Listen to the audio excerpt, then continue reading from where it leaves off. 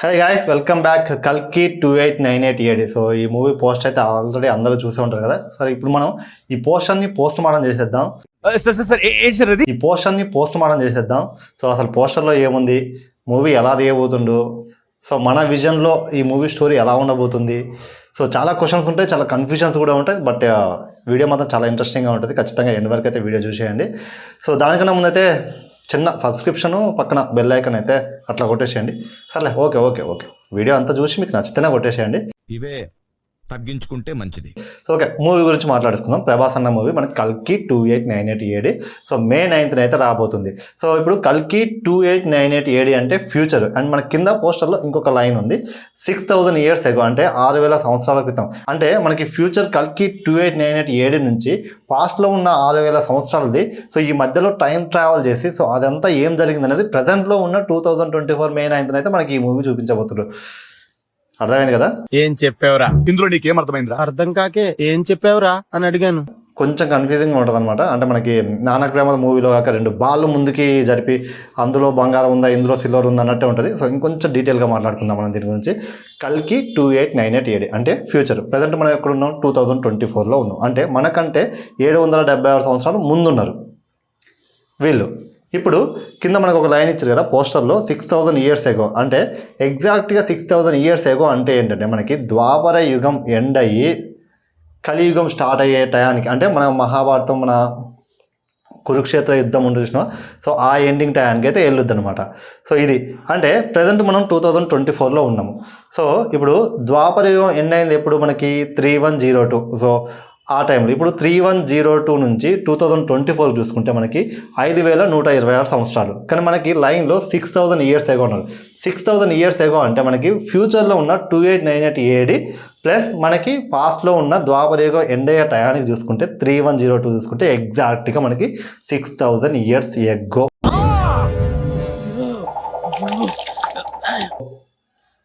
ఇది సో ఇప్పుడు ఫ్యూచర్ నుంచి పాస్ట్లోకి వెళ్ళిర్రు మన ప్రభాస్ అన్న టీం అంతా వెళ్ళింది అనుకుందాం. సో ఇఫ్ ఇన్ కేస్ అనుకుంటే ఎక్కడికి వెళ్తాం మనం, ద్వాపర యుగం ఎండింగ్ టైం అంటే కురుక్షేత్ర భయంకరంగా ఒక భీకరంగా జరుగుతున్న ఒక పెద్ద కురుక్షేత్ర యుద్ధ టయానికి వెళ్తాం. ఇప్పుడు మనకి ఈ కురుక్షేత్ర యుద్ధానికి కనుక నాగేశ్వరం చూపిస్తే, ప్రజెంట్ ఉన్న ఈ జనరేషన్లో ఆ కురుక్షేత్ర యుద్ధాన్ని చూపిస్తే ఎలా ఉంటుంది? ఇప్పుడు ఎందుకు కురుక్షేత్ర యుద్ధాన్ని ఎందుకు చూపిస్తే అంటే మనకి ఇక్కడ ఇంటర్లింక్ అశ్వత్థామ క్యారెక్టర్ ఉంది.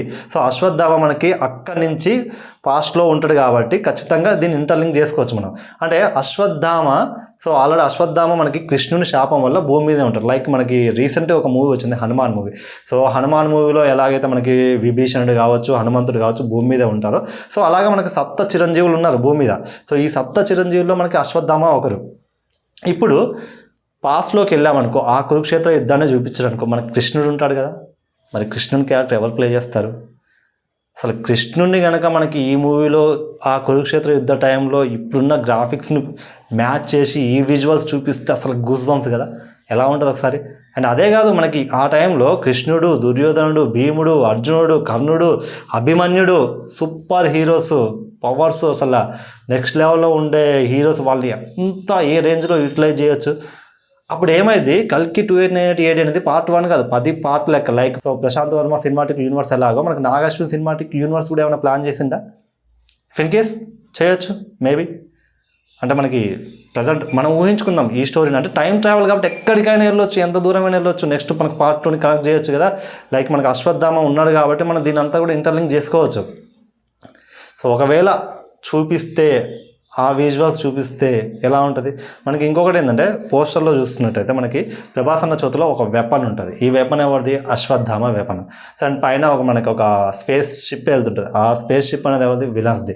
సో విలన్స్తో అశ్వత్థామ వెపన్ తీసుకొని మన ప్రభాస్ అన్న పోరాడుతుంటారు. అశ్వత్థామ వెపన్ అంటే it's just not a weapon, దానికి చాలా పవర్స్ ఉంటాయి. దాన్ని ఎలా యూజ్ చేయబోతుండ్రు, నాగశ్విని ఎలా తీయబోతుండ్రు. అండ్ మనకి అశ్వత్థామ ఈ 6000 సంవత్సరాలు అసలు ఏం చేసిండు అంటే ధ్యానంలోనే ఉండా. లైక్ మనకి హనుమాన్ మూవీలో హనుమంతుడు కాక ఒక ఐస్ గడ్డలో ధ్యానం చేస్తూ లాస్ట్లో ఎలాగైతే బయటకు వస్తాడో అలాగే అశ్వత్థామ కూడా బయటకు వచ్చే అవకాశం ఏమైనా ఉందా? సో రాగానే ఖచ్చితంగా అశ్వత్థామకి ప్రభాస్ అన్నకు చిన్నగా మనకి గ్లిమ్స్లో చూస్తే వాళ్ళిద్దరు కూడా ఒక చిన్న ఏదో యుద్ధం ప్లాన్ చేసినట్టు అనిపించింది. సో అసలు వాళ్ళిద్దరు కొట్టుకుంటే ఎలా ఉంటుంది?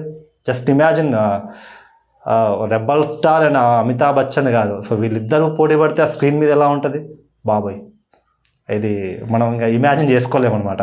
సో నాగశ్విన్ తీస్తే. అండ్ ఇంకొకటి ఇంపార్టెంట్ విషయం ఏంటంటే కమల్ హాసన్ గారు ఈ మూవీలో ఉన్నారు కదా, మరి కమల్ హాసన్ గారు ఏ రోల్ ప్లే చేయబోతున్నారు? సో మనకి ప్రభాస్ గారి క్యారెక్టర్ అర్థమైంది, అమితాబ్ బచ్చన్ గారి క్యారెక్టర్ అర్థమైంది. కమల్ హాసన్ గారు ఉంటే డెఫినెట్గా విలన్ రోల్ అయితే అవ్వదు, చాలా స్పెషల్ రోల్ ఉంటుంది కమల్ హాసన్ది కూడా. సో మరి ఏం రోల్ చేయబోతుండు? సో ఇలాగ చాలా క్వశ్చన్స్ ఉన్నాయన్నమాట. సో మనకి అంటే లైక్ దీన్ని కూడా ఒక నాగేశ్వరం సినిమాటిక్ యూనివర్స్లో ప్లాన్ చేస్తే సో వీళ్ళందరినీ కూడా ఈ సప్త చిరంజీవులు ఎవరైతే మన కురుక్షేత్ర యుద్ధ టయానికి ఉన్నారో, సో లైక్ వ్యాసుడు కావచ్చు, పరశురాముడు కావచ్చు, మనకి హనుమంతుడు కావచ్చు, విభీషణుడు కావచ్చు, అశ్వత్థామ కావచ్చు, సో వీళ్ళందరినీ కూడా ఇంక్లూడ్ చేస్తే అసలు అప్పుడు ఆ మూవీ ఎలా ఉండబోతుంది? సో ఒక్కొక్కరి క్యారెక్టర్ని ఎలా డిజైన్ చేయబోతుండ్రు అంటే మనకి ఇది టైం ట్రావెల్ కాబట్టి మనకి ఇంకా చాలామందిని ఇంక్లూడ్ చేయొచ్చు. తీయాలి అనుకుంటే నాగేశ్వరి తీయాలి అనుకుంటే చాలామందిని మనం ఇందులో మనకి ఇంక్లూడ్ చేయొచ్చు కదా. సో ఇలాగ చాలా క్వశ్చన్స్ అయితే నా మైండ్లో రన్ అవుతూ ఉన్నాయి అనమాట. సో ఏదేమైనటికీ మనం అనుకున్నదే స్టోరీ కాదు, మనం అనుకున్నదే అక్కడైతే చెప్పరు. సో నాగశ్విని ఆయన మైండ్లో ఆయన విజన్ ఎలా ఉందో మనకైతే తెలియదు. బట్ మనం అంటే ఇప్పుడు ఈ పోస్టర్ని చూసి దీన్ని ఇమాజిన్ చేసుకుంటే మనకు ఖచ్చితంగా, ఎందుకంటే కురుక్షేత్ర యుద్ధం ఆ ద్వాపర యుగానికి కలియుగానికి ఖచ్చితంగా లింక్ ఉంది కాబట్టి, ఎందుకంటే మధ్యలో ఒక సెంటర్ ఆఫ్ పోల్ అశ్వత్థామ ఉన్నాడు కాబట్టి సో మనం ఇదంతా కూడా ఇమాజిన్ చేసుకుంటాం. కానీ మరి నాగశ్విని ఎలా దిగబోతుందో మనం అయితే అంత తొందరగా అయితే దాన్ని ఊహించలేము కదా. ఇంకో టీజర్ కానీ ట్రైలర్ కానీ వస్తే మనకు కొంచెం క్లారిటీ వస్తుంది ఎలా అనేది. సో మరి ఈ పోస్టరు ఇప్పుడు నేను చెప్పిన ఈ ఇన్ఫర్మేషన్ అంతా మీకు ఎలా అనిపించింది? సో పోస్టర్ చూసినప్పుడు మీకేమనిపించింది? సో డెఫినెట్గా కింద అయితే కామెంట్ రూపంలో తెలియజేయండి. ఎందుకంటే మీరు చేసే ఆ కామెంటే నాకు, అంటే నేను ఎలా చెప్పాను the way of explanation, so ఇంకెలా బెటర్గా చెప్పాలి అనేది నాకు కూడా అర్థమవుద్ది. సో ఖచ్చితంగా ఈ మూవీపై మీ అభిప్రాయాన్ని, ఈ వీడియోపై మీ అభిప్రాయాన్ని ఖచ్చితంగా కామెంట్ రూపంలో తెలియజేయండి. అండ్ వీడియో నచ్చితే మాత్రం ఖచ్చితంగా లైక్ చేసి పక్కన ఉన్న సబ్స్క్రైబ్ బటన్ అయితే ఆన్ చేసుకుని ఇలాంటి పిచ్చి పిచ్చి వీడియోలు అన్నీ ఇంకా వస్తూనే ఉంటాయి అన్నమాట, చేస్తూనే ఉంటాయి. అండ్ మన సలారు రీసెంట్గా ఓటీటీకి వచ్చింది కదా, సో అందులో కూడా చాలా మిస్టరీస్, చాలా క్వశ్చన్స్ ఉన్నాయి. సో దాని గురించి కూడా మనం అయితే ఒక వీడియో చేసుకుందాం, దాని గురించి కూడా మాట్లాడుకుందాం. సో ఈరోజు వీడియో అయితే ఇది. సో వీడియో నచ్చితే ఒక like, share, comment and subscribe చేసుకోవడం మాత్రం మర్చిపోకండి. Thank you for watching my video.